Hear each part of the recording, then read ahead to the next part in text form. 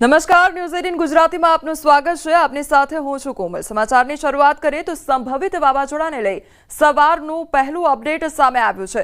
અરબ સાગરમાં well-marked low pressure બન્યું છે। હવે 24 કલાકમાં ડિપ્રેશન બનશે। લો પ્રેશર મજબૂત થઈ હાલ વેલમાર્ક લો પ્રેશર બની ગયું છે। દક્ષિણ કોંકણ દરિયાકાંઠાથી થોડી દૂર આ સિસ્ટમ સક્રિય જોવા મળી રહી છે। તો જે સિસ્ટમ છે તે હવે સક્રિય થઈ છે અને લો પ્રેશર હવે વેલમાર્ક લો પ્રેશરમાં પરિવર્તિત થઈ ગયું છે અને આગામી 24 કલાકમાં તે ડિપ્રેશનમાં ફેરવાઈ જશે। ત્યારબાદ ડીપ ડિપ્રેશનમાં ફેરવાતું હોય છે અને ત્યારબાદ એ વાવાઝોડામાં પરિવર્તિત થતું હોય છે। પરંતુ આ વાવાઝોડું બનશે કે કેમ અને પછી કઈ તરફ ટકરાશે તેને લઈને જેમ જેમ હવામાન વિભાગ દ્વારા બુલેટિન જારી કરવામાં આવશે તેમ તેમ અપડેટ મળતું રહેશે। અત્યારે હાલ જે લો પ્રેશર છે તે વેલમાર્ક લો પ્રેશરમાં પરિવર્તિત થયું છે। તો દક્ષિણ કોંકણ તરફ આ સિસ્ટમ સક્રિય થયેલી જોવા મળી રહી છે। તો વાવાઝોડા માટે આજનો જે દિવસ છે તે ખૂબ જ મહત્વનો દિવસ છે, કારણ કે હવે આવનારા સમયમાં ખબર પડશે કે આ જે સિસ્ટમ સક્રિય થઈ છે તે કેટલી તીવ્ર બની શકે છે અથવા તો આગામી સમયમાં તે વાવાઝોડામાં પરિવર્તિત થઈ શકે છે કે કેમ તેને લઈને પણ આગામી સમયમાં અપડેટ મળશે। પરંતુ હાલ જો સિસ્ટમ જે સક્રિય થઈ છે તે લો પ્રેશર હતી અને હવે વેલમાર્ક લો પ્રેશરમાં પરિવર્તિત થઈ ગઈ છે। ત્યારબાદ આગામી 24 કલાકમાં ડિપ્રેશન બનશે તેવું કહેવામાં આવી રહ્યું છે અને ત્યારબાદ તે ડીપ ડિપ્રેશનમાં ફેરવાઈ શકે છે અને ત્યારબાદ વાવાઝોડામાં પરિવર્તિત પણ થઈ શકે છે। પરંતુ આ વાવાઝોડાના એંધાણ વચ્ચે ગઈકાલની જો વાત કરવામાં આવે તો ગઈકાલે રાજ્યના કેટલાક એવા વિસ્તાર કે જ્યાં આગળ મિની વાવાઝોડું પણ જોવા મળ્યું હતું। એક તો માથે કમોસમી આફત અને બીજી બાજુ વાવાઝોડાનો ખતરો। આ જોઈને તો લાગી રહ્યું છે કે આ વર્ષે કુદરત તાતને ક્યાંયના નહીં રાખે। અન્નદાતા હજુ મેઘરાજાએ વેરેલા વિનાશથી બહાર નથી નીકળી રહ્યા, ત્યાં તો તોફાન ત્રાટકવા માટે તૈયાર છે। આવામાં બચેલો પાક પણ ધૂળધાણી થઈ જશે, માટે એમ જ કહીશું સાચવજો। અરે રે રે રે, મહેનત ગઈ પાણીમાં। આકાશી આફતે ખેતરોને કર્યા ખેદાન મેદાન।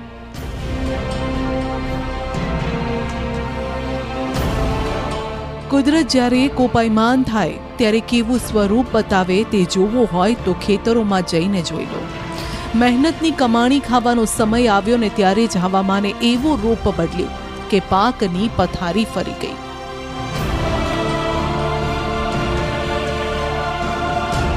એક સમયે જે ખેતરમાં લીલો પાક લહેરાતો હતો, જે જોઈને તાતનો હરખ પણ માતો ન હતો, પણ હવે જોઈ લો આ કરમની કઠિનાઈ કે કુદરતનો કહેર કે પછી લીલા પાનને બાળી દીધા ને પાકને ધોઈ નાખ્યો। જૂનાગઢમાં કમોસમી વરસાદે એવો વિનાશ વેર્યો કે બધું તબાહ થઈ ગયું। માંગરોળ તાલુકામાં વગર ચોમાસે 2 થી 2.5 ઇંચ વરસાદ વરસી ગયો ને ખેતરના આ હાલ કરતો ગયો।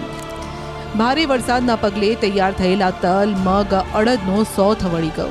ના છૂટકે રુદલપુરના ખેડૂતોએ હવે સરકાર પાસે વળતરની માંગ કરી છે। કઈ રીતે અમારે નબવું અટાણે અને અડદ ઉગી ગયા અટાણે સારો બગડી ગયો, અમારે કઈ રીતે નબવું, અમારે આમાં કઈ રીતે દી કાઢવા, માલનું કરવું કે અમારું કરવું, અમારે કઈ દી કાઢવા અટાણે બહુ ભયંકર બગડી છે। આને કહેવાય ચારે કોરની મુશ્કેલી।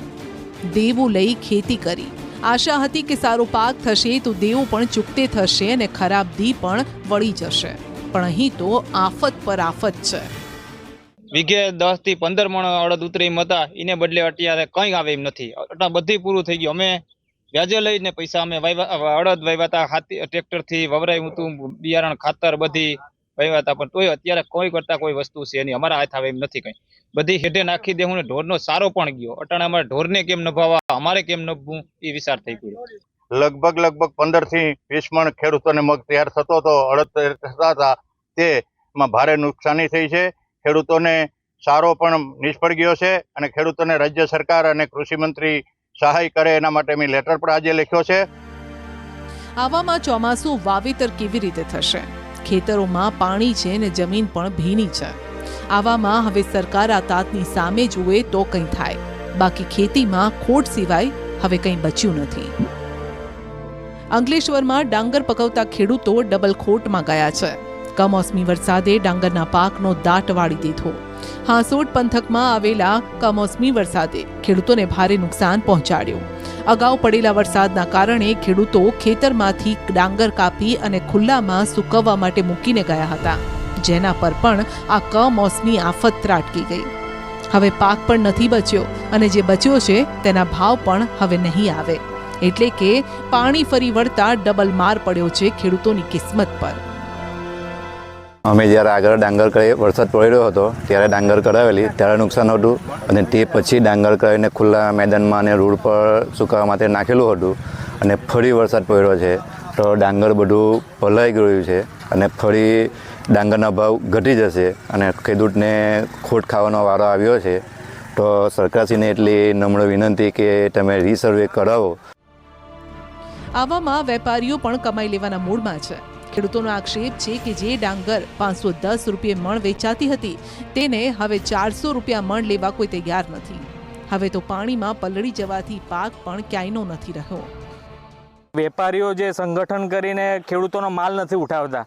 એક વરસાદ પહેલાં 510 બોલાતો ભાવ એક જ વરસાદમાં 450 થઈ ગયો છે અને હવે 450 પછી 400માં પણ કોઈ લેવા તૈયાર નથી. તો સરકાર એ તરફ પર થોડું ધ્યાન દોરે કે ખેડૂતોને હવે રોજીરોટી માટે કંઈ તો કરવું પડશે. આ તરફ દાહોદમાં પણ ભારે પવન સાથે વરસેલા વરસાદ વચ્ચે ચાકલિયા રોડ પર આવેલા સરકારી ગોડાઉનમાં રહેલું અનાજ પણ પલળી ગયું.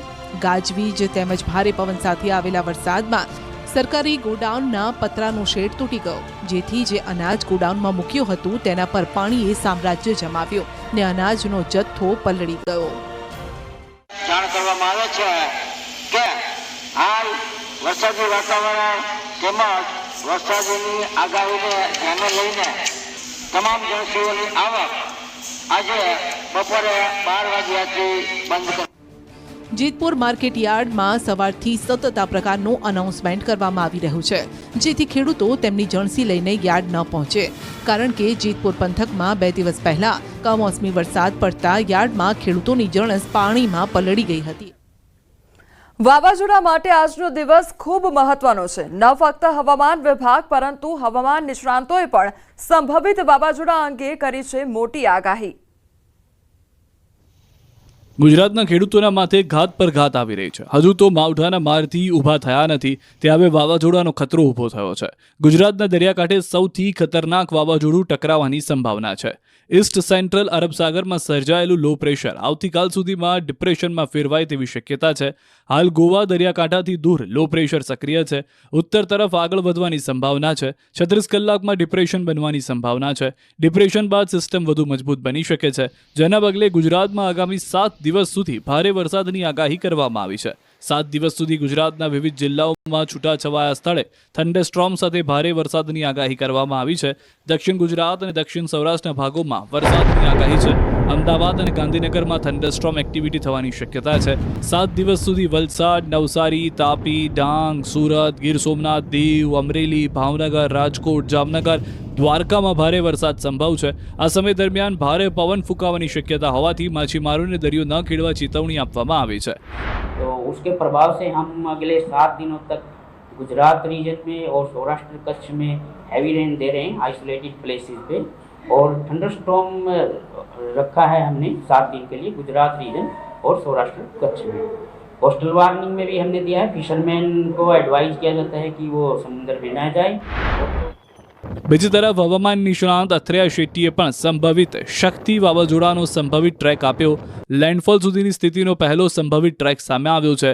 હવામાન નિષ્ણાંત અથર્યા શેટ્ટીના અનુમાન મુજબ 2 દિવસમાં વાવાઝોડું બની શકે છે. શનિવારે વાવાઝોડું બની શકે છે. અત્યાર સુધીની જટિલ સિસ્ટમ છે. આની સામે વિપર્જોય સરળ હતું. વેલમાર્ક લો પ્રેશર હવે ડિપ્રેશન બનતા તરફ છે. 24 થી 48 કલાકમાં સ્થિર રહી શકે છે સિસ્ટમ. એક જ જગ્યાએ ગોળ ગોળ ફરતું રહેશે. સમુદ્રનું તાપમાન વિન્ડ શિયર મજબૂત બનાવશે. ઉત્તર પૂર્વ તરફ ગતિ રહી શકે. 25-26 મે મુંબઈ નજીક લેન્ડફોલની સંભાવના. 4 થી લઈ 12 ઇંચ સુધી વરસાદ ખાબકી શકે. પવનની ગતિ 60 થી 80 કિલોમીટર રહેવાની શક્યતા. ઝટકાના પવન 110 કિલોમીટર રહી શકે. સંભવિત વાવાઝોડાને લઈને ગુજરાત પણ સતર્ક થઈ ગયું છે. મુખ્યમંત્રી ભૂપેન્દ્ર પટેલે રાજ્યના જિલ્લાઓમાં જિલ્લા વહીવટીતંત્રોને સતર્ક અને સજાગ રહેવા તેમજ 24 કલાક કંટ્રોલ રૂમ કાર્યરત કરવા સૂચનાઓ આપી છે. તેમણે સંભવિત વરસાદ કે ભારે પવન સામે તકેદારી સાથેના સલામતી પગલાઓ માટેના દિશા નિર્દેશો આપ્યા હતા. સુરતમાં પણ કંટ્રોલ રૂમ શરૂ થઈ ગયો છે. તમામ અધિકારીઓને સતર્ક રહેવા સૂચના આપી છે. પ્રધાનમંત્રી નરેન્દ્ર મોદી આવશે દાહોદની મુલાકાતે. કરોડોના વિકાસ કાર્યોની ભેટ આપશે. તો દાહોદમાં 9000 એચપીનું પ્રથમ લોકોમોટિવ એન્જિન દેશને સમર્પિત કરવામાં આવશે. મેક ઇન ઇન્ડિયા અભિગમ સાથે 20,000 કરોડના ખર્ચે રેલવે પ્રોડક્શન યુનિટ તૈયાર થયું છે. લોકોમોટિવ એન્જિન પર લખાશે મેન્યુફેક્ચરિંગ બાય દાહોદ. આ 10,000 લોકો માટે રોજગારીનું માધ્યમ બનશે. સ્થાનિક અર્થતંત્રને વેગ મળશે. એટલું જ નહીં, લોકોમોટિવ એન્જિન 4600 ટનના કાર્ગોનું વહન કરી શકશે. આગામી 10 વર્ષમાં 1200 જેટલા એન્જિન તૈયાર કરવાનું લક્ષ્ય રાખવામાં આવ્યું છે.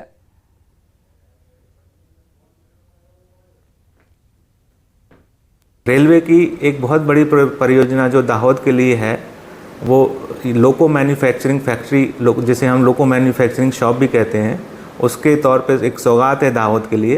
उसका भी लोकार्पण प्रधानमंत्री जी द्वारा किया जाएगा यहाँ पर.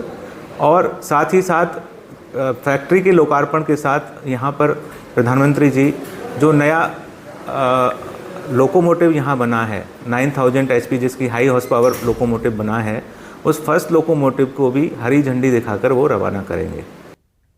ઓપરેશન સિંદૂર બાદ પ્રધાનમંત્રી પ્રથમવાર અમદાવાદની મુલાકાતે આવી રહ્યા છે.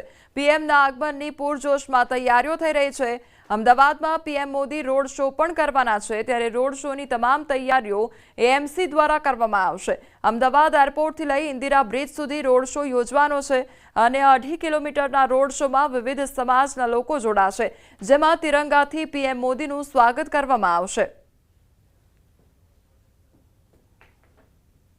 આ જે રોડ શો છે એરપોર્ટ સર્કલથી શરૂ કરી આવાજ એરપોર્ટથી શરૂ કરી ઇન્દિરા બ્રિજ સુધી લગભગ 2 કિલોમીટર સુધીનો અનેક નગરજનો દ્વારા માનનીય દેશના વડાપ્રધાનનું સ્વાગત કરવામાં આવશે.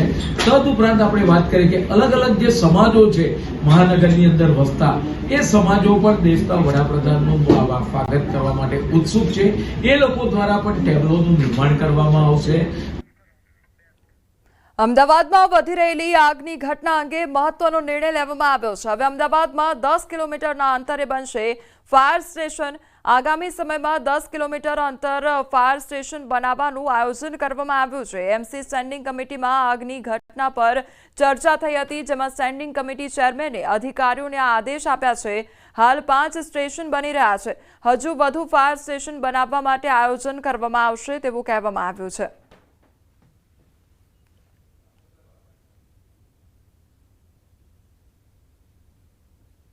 આગની ઘટના સામે આવતી જાય છે. મહાનગરપાલિકાની અંદર હાલમાં 25 જેટલા ફાયર સ્ટેશનો આવેલા છે. 10 કિલોમીટરની જરૂરિયાત પ્રમાણે આવનાર સમયગાળા દરમિયાન સરદારનગર એરિયા છે, તદુપરાંત સમગ્ર મહાનગરનો સર્વે કરી 10 કિલોમીટરના એરિયાની અંદર ફાયર સ્ટેશન બને અને ઝડપી સુવિધા મળે એ માટેનું આયોજનની નક્કર ચર્ચા કરવામાં આવી છે.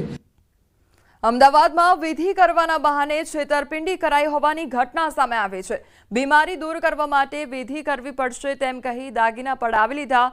કપડામાં 27 તોલા દાગીના મુકાવી નજર ચૂકવી સેરવી લીધા અને જે મામલે ભુવાજી ચંદ્રકાંત પંચાલ વિરુદ્ધ પોલીસ ફરિયાદ નોંધાઈ છે.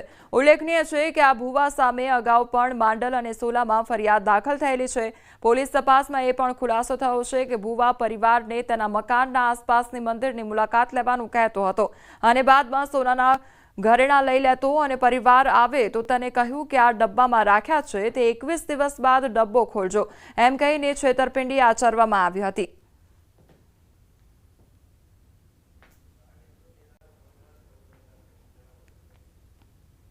ભુવો છે એ પોતે ફરિયાદી દ્વારા મતલબ જે વિધિઓ કરાવે છે તેમની પાસેથી સોનાના ઘરેણા જામીન ઉપર રાખે છે અને સોનાના ઘરેણા જામીન ઉપર રાખી પછી એમને પોટલીમાં બંધ કરી અને એ ડબ્બામાં અંદર પેક કરી અને પછી એવું કહે છે કે 21 દિવસ પછી તમારે આ ઘરેણા ખોલવાના છે. પરંતુ આ સમગ્ર કિસ્સા દરમિયાન જ્યારે ઘરેણા પેક કરે છે તે દરમિયાન આ ભુવો પરિવારના સભ્યોને વિધિ દરમિયાન આજુબાજુના મંદિર છે અથવા તો કોઈ અન્ય જગ્યા ઉપર, ગામની જગ્યા ઉપર મુલાકાત લેવાનું કહે છે કે તમે ત્યાં મુલાકાત લઈ આવો, તે દરમિયાન હું મારી વિધિ પૂરી કરી લઈશ. પરંતુ જ્યારે પરિવારના સભ્યો આવે છે ત્યારે આ ભૂવો છે પોતાના સોનાના મતલબ ફરિયાદીઓના સોનાના ઘરેણા છે તે છેતરપિંડી દ્વારા સરકાઈ લે છે. નસવાડી તાલુકામાં ઘણા એવા રસ્તાઓ છે જે વર્ષોથી જર્જરિત હાલતમાં જોવા મળી રહ્યા છે. રોડ પર પડેલા મસમોટા ખાડાઓને લઈ વાહન ચાલકોને અકસ્માતનો ભય સતાવતો હોય છે. નસવાડી તાલુકાના 1 કે 2 નહીં, લગભગ 45 ગામોને આવા રસ્તા એકબીજાને જોડે છે. જો કે આ બાબત સરકારને ધ્યાને આવતા નસવાડી તાલુકાના 20 કરોડના ખર્ચે ડામર રસ્તાનું રીસર્ફેસિંગ કરવા માટે ગ્રાન્ટ ફાળવવામાં આવી અને છોટાઉદેપુર જિલ્લા પંચાયત માર્ગ મકાન વિભાગ દ્વારા ટેન્ડરો બહાર પાડવામાં આવ્યા હતા, પરંતુ હજી સુધી રોડની કામગીરી શરૂ કરવામાં નથી આવી. આ કામો 9 માસમાં પૂર્ણ કરી દેવામાં આવશે તેમ જણાવ્યા છતાં પણ હજુ પણ કામ ચાલુ કરવામાં નથી આવ્યું. ત્યારે આ કામગીરીને લઈ રાહદારીઓમાં રોષનો માહોલ જોવા મળી રહ્યો છે. પલાસની જોડતો રસ્તો છે. હાલત એટલે તમે જોઈ શકો છો કે આ નાની ગાડી લઈને આવવાની, અમારે આ ડીઝલનું કાર્બુ લઈને આવીએ છીએ, કેવી રીતના આવ્યા છે તે મારું મન જાણે છે. કઈ ટાઈમે સ્લીપ મારી જાય એનું કોઈ નક્કી નહીં એમ. અને આ કેટલા ટાઈમથી આ આવવાને વચ્ચે આ વચ્ચે ડોમરનો કઈ પટ્ટીઓ પડી ગયેલી છે. હવે કઈ સાઈડે ચાલવું એ નહીં ખબર પડતી. 10 વર્ષથી થયો નથી હજી. એમાં કપચીને બધું ઉખડી ગયેલું છે, રસ્તો ખરાબ થઈ ગયેલો છે બહુ. એમાં આવવા જવા માટે તકલીફ થાય છે. મેન રસ્તો આ જ છે મોદલા ગામનો. ગાડીઓ વાહન જવા માટેની બહુ તકલીફ છે અને બહુ ભંગાર રસ્તો છે. રાત વાળો જવું હોય તો આપણે એના મોટા મોટા ખાડા પાર કરવું બહુ મુશ્કેલ છે. એટલા માટે જેમ બને વહેલો રસ્તો મંજૂર થઈ ગયો છે તો બની જાય તો સારું. હિરલબા જાડેજા વિરુદ્ધ અપહરણ, સાયબર ક્રાઇમ સહિત એક પછી એક ગુનાઓ નોંધાઈ રહ્યા છે. હિરલબા તેમજ 6 શખ્સો સામે ખોટી રીતે લોકોની જાણ બહાર બેંક એકાઉન્ટ બનાવી તેમાં સાયબર ફ્રોડના રૂપિયાની મોટી લેવડ દેવડનો ગુનો નોંધાયો છે. ત્યારે જૂનાગઢ જેલમાં રહેલ હિરલબા જાડેજા તથા હિતેશ ઓડેદરાની સાયબર ક્રાઇમ ગુના હેઠળ પોરબંદર પોલીસે ધરપકડ કરી છે અને તેઓને રિમાન્ડની માંગણી સાથે કોર્ટમાં રજૂ કરાતા કોર્ટે 2 દિવસના રિમાન્ડ મંજૂર કર્યા છે. જો કે પોલીસ કહી રહી છે કે આરોપીઓની સાયબર ક્રાઇમમાં આંતરરાષ્ટ્રીય કક્ષાએ સંડોવણી બહાર આવે તેવી શક્યતાઓ છે.